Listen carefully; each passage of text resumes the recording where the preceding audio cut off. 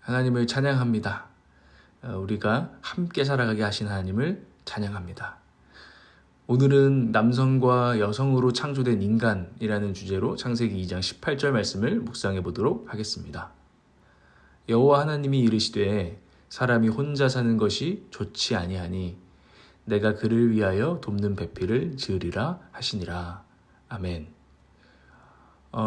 하나님께서 창세기 1장에서 6일간의 창조를 하시죠. 6일로 이렇게 상징되어지는. 그런데 그 하나님께서는 항상 창조하시고 보시기에 좋았더라. 만족하셨습니다. 그리고 나중에는 모든 것들을 보시고서는 심히 좋았더라 라고 말씀을 하시죠.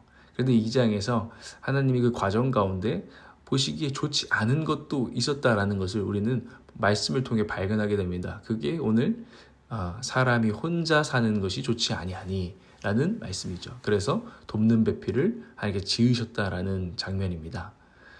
남자 아담이 있었는데 하와를 지으시는 거죠. 남자는 여자 없이, 아담은 하와 없이, 또 하와는 아담 없이, 여자는 남자 없이 불완전한 존재다라는 것을 성경은 말해줍니다. 남과 여가 있어야 이 세상이 하나님 보시기에 참 좋은 것이죠. 그런데 요즘은 이 남녀 갈등이 참 심각한 세대이기 때문에 참 더 어려운 세대라는 생각이 듭니다. 어쨌든 그러나 그렇다고 해서 오늘 말씀이 독신을 그러면 정죄하는 것이냐? 야, 너 결혼해야지 짜스가 막 이런 우리가 얘기도 듣잖아요. 마치 결혼을 안 하면 인생을 모른다. 결혼하고 애를 또 안 낳으면 너는 사랑도 모르고 인생도 몰라. 하나님 아버지의 마음도 잘 모를 거야 라고 이야기하시는 분이 있어요. 물론 그분들이 경험을 하신 거죠. 결혼을 하고 나니까, 또 아이를 낳고 나니까. 독신이었을 때라는 전혀 다른 인생을 경험하고 또 사랑을 경험하는 것들을 이제 말하는 표현이지만, 그러나 그것이 내가 마치 좀 더 깨닫고 우월한 것처럼 이렇게 생각하는 것은 성경이 지지하는 바가 전혀 아닙니다. 성경은 독신을 때로는 지지해요. 오히려. 그렇죠? 사도 바울도 결혼하지 말고 하나님을 섬기는 것도 좋다라고 오히려 권장하는 사항이 되기도 하는데요. 성경 안에서 두 가지 길이 다 있죠. 심지어 우리 예수님도 완전한 인간의 형상을 회복하고 보여주려고 오신 분인데 결혼하실 수도 있지 않았겠습니까? 그런데 예수께서는 결혼하지 않고 온전한 인간을 우리에게 가르쳐 주셨습니다. 그래서 이 오늘 말씀을 마치 이제 독신으로 사는 분들은 조금 모자란 사람처럼 생각하는 그런 성경적 근거로 여겨서는 절대 안 되겠습니다. 그리고 그런 사람들이 인생에 대해서, 인간에 대해서 모른다고 하지도 마십시오. 왜냐하면 독신 저자들이 쓴 글이 얼마나 날카롭게 남녀 관계 또 인간에 대해서 썼는지 모릅니다. 그래서 그게 우리 인류의 재산이 돼 있잖아요. 독신으로서 한 발짝 떨어져서 인간을 보면서 경험하고 깨달은 것들을 또 우리에게 가르쳐주는 게 또 독신의 자리에서 할 수 있는 일이기도 합니다. 심지어 사실은 이 글을 쓰고 있는 존 스토트 목사님이 수사로서 독신으로 사셨거든요. 오히려 이렇게 겸손하게 생각하는 게 좋을 것 같습니다. 우리가 너무 함께하는 법을 몰라서 나 같은 사람인 결혼을 시켜줬구나 라고 저는 오히려 겸손하게 받는 게 좋다는 생각이 듭니다. 그래서 자녀도 낳고 좀 내가 더 알아야 되는 사람이다. 참 그래요. 참 많이 깨닫고 한 분은 모르겠어요. 제가 보는데 어떤 분은 참 너무 독신으로 결혼하지 않고 젊게 돌아가신 분 있잖아요. 하나님을 너무 사랑해서. 그런 분들 보면 참 인간을 많이 이해했거든요.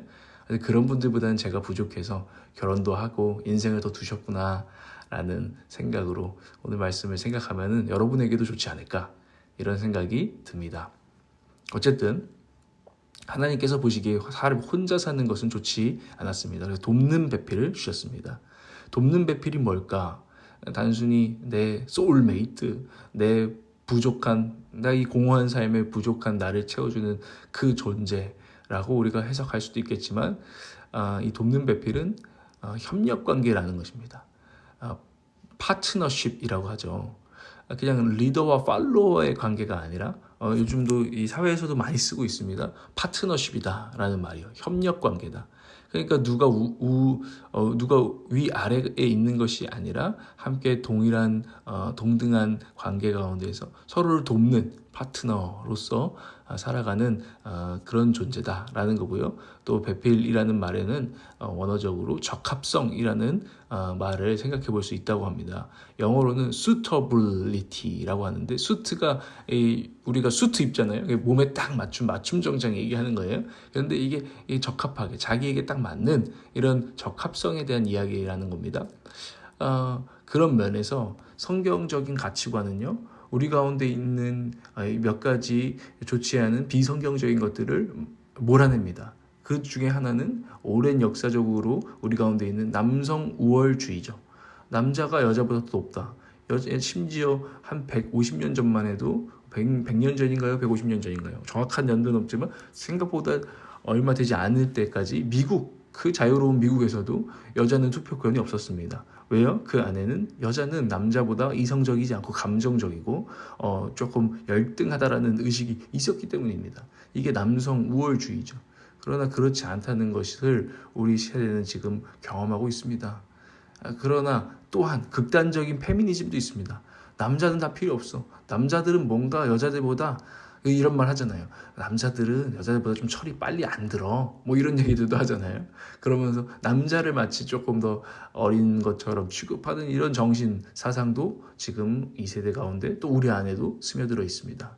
이 모든 것들은 하나님께서 말씀하신 돕는 배필, 너희들은 서로 협력 관계야 라는 말씀에 위배되는 좋지 않은 흐름입니다. 이것을 거부하시기를 바랍니다. 그리고 적합성에도 어긋나는데 그거는 동성애입니다.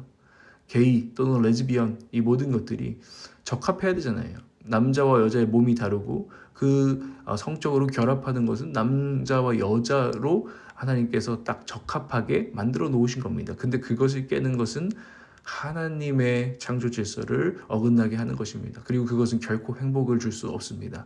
심리학적으로도 저는 통계적으로도 그것들을 합리적으로 보게 됩니다. 왜냐하면은 아무리 그 게이, 레즈비언 이런 것이 사회적으로 용인된 나라라고 할지라도 그 동성애를 했을 때 그 안에 사람 안에 있는 수치심과 또 더 높은 자살률 같은 것들을 보게 되기 때문에요. 창조 질서에 어긋나는 것이죠.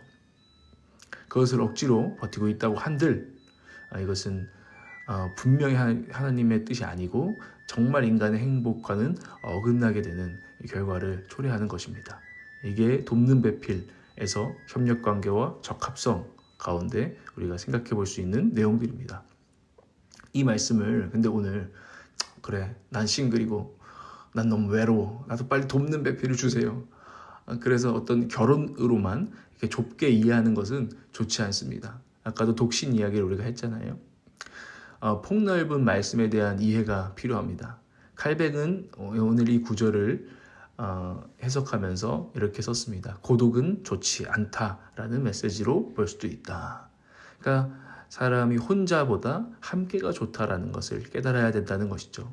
남녀를 넘어서서요. 나와 너로 생각해 볼까요? 저와 어떤 한 형제로 생각해 볼까요? 저희 교회에도 몇몇 형제들이 있는데 저는 말씀을 전하고 지호는 뭐 찬양 인도를 하고 우리 신영이는 귀여움을 담당하고 뭐 이런 식으로 우리가 함께 하기 때문에 이 교회는 아름다워지고 자체로워지고 또 우리가 함께 성장해 간다는 것을 보게 됩니다. 너 없이는 우리는 불완전합니다. 함께 살아가는 법을 저도 참 모르는 사람입니다. 그래서 안타까운 저의 모습을 참 많이 발견하게 되는데 그래서 주님 안에서 지금 배워가고 있는 거죠. 홀로 사는 것보다 더불어 함께 살아갈 때 인간답고요, 성장하고요, 아름답다라는 것을 우리는 기억해야 됩니다. 우리는 사회적 존재로 지음을 받았어요. 그 가운데에서 하나님께서 우리에게 주신 선물들이 있다고 말하죠. 우정을 한번 생각해 보세요. 우리의 친구들을 한번 생각해 보세요. 내 정겨운 친구들이 떠오릅니다. 저도 어제도 우리 올락 식구들 만나서 우리 환영 고은 부부를 만나가지고 함께 이렇게 부부로서 또 이렇게 이야기하는 시간이 얼마나 참 위로가 되고 감사한지 모릅니다. 돌이켜보면 너무나 아름다운 시간이고 제 인생의 귀한 시간들이죠. 이런 것들은 하나님이 주신 선물이고 그래서 하나님께 영광을 돌리는 것입니다. 우리를 이렇게 창조하신 것에 대해서. 그러나 우리가 함께하는 법을 서로 몰라서 서로가 마치 지옥같이 느껴질 때도 있습니다. 유명한 말처럼 타인은 지옥이다, 이렇게 느껴질 때가 있지요. 그래서 차라리 난 혼자 살래, 고립될래, 우리가 그 방향으로 나아가고 싶을 때도 있습니다. 너무나 공감합니다. 그러나 말씀은 우리에게 그 고립에 잠깐 빠질 수 있지만 나와라, 그리고 함께를 회복해라. 진짜 거기에 네가 원하는, 네가 갈망하는 행복이 있고 하나님의 뜻이 있다라고 말해줍니다. 여러분, 오늘 말씀을 한번 사람이 혼자 사는 것이 좋지 않구나, 하나님 보시기에 좋지 않구나 묵상해 보시기를 바랍니다. 기도하겠습니다. 삼위일체 하나님을 찬양합니다. 삼위일체로 완벽하게 함께 그리고 하나를 이루고 계시는 하나님, 우리에게 함께 사랑하며 살아가는 법을 가르쳐 주십시오. 서로 사랑하고 존중하고 높이는 그 관계를 가르쳐 주십시오. 자기 중심적인 죄인인 나를 벗어나서 너의 입장, 그의 입장으로 생각하고 느낄 수 있는 하나님의 자녀로 성장하게 하옵소서. 우리는 부족합니다.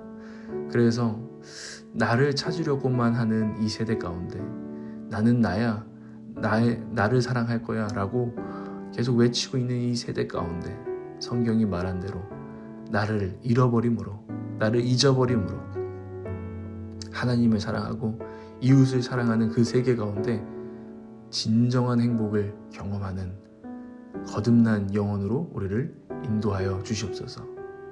자기를 내어주신 예수님의 이름으로 기도합니다. 아멘.